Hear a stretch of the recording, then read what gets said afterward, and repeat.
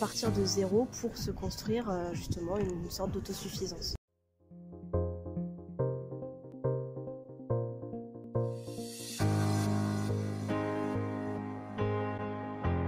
J'ai fait des études de philosophie. Là, je suis actuellement en doctorat d'épistémologie et je travaille sur les thèmes de l'environnement et de l'écologie.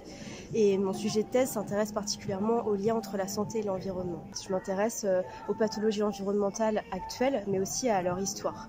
Alors, c'est vrai que depuis quelques décennies et encore plus récemment avec les différents les confinements successifs dus à la pandémie, l'habitat léger attire et se démarque. Et les tiny houses, notamment, connaissent un certain succès.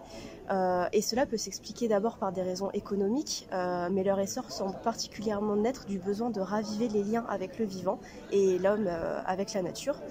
Et en fait, ces tiny houses, elles sont faites de matériaux plus nobles et situées dans des endroits dits naturels, à contrario des villes.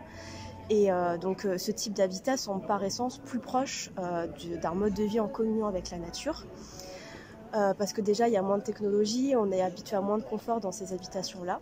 Et c'est aussi l'idée de tendre vers une autosuffisance. Et cela reproduit donc certains paramètres naturels en renouant avec le monde vivant. Et je dirais aussi que ces nouveaux modes de vie incarnent une sorte de décroissance en prenant un mode de vie davantage calqué sur les rythmes écosystémiques, ce qui permet d'être plus proche de la nature. Face à l'urgence dans laquelle cette crise écologique nous plonge, sans pour autant que nous ayons des solutions vraiment viables pour le moment à proposer, on pourrait se demander justement en quoi cela serait une mauvaise chose de poursuivre cet engouement pour la nature. Il semblerait que depuis notre entrée dans l'ère industrielle au XVIIIe siècle, la façon dont l'humain conçoit ses relations avec la nature a changé. Avant ce siècle, l'homme était et se savait dépendant du vivant et de la nature.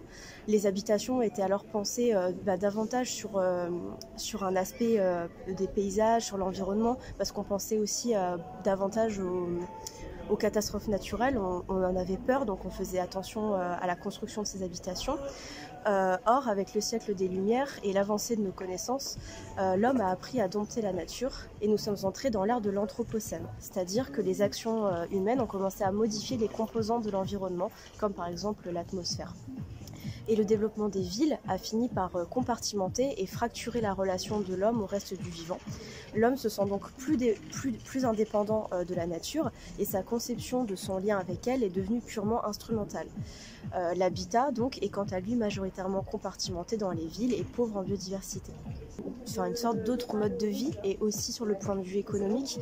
Et je pense que oui, effectivement, vu qu'on va être moins dans le confort, on va avoir tendance à plus se rapprocher, peut-être fonder une communauté avec des liens peut-être un peu plus sains, moins sur les réseaux, etc. Et du coup, je pense qu'effectivement, ça peut permettre de faire une symbiose vraiment du vivant et aussi avec les autres êtres humains.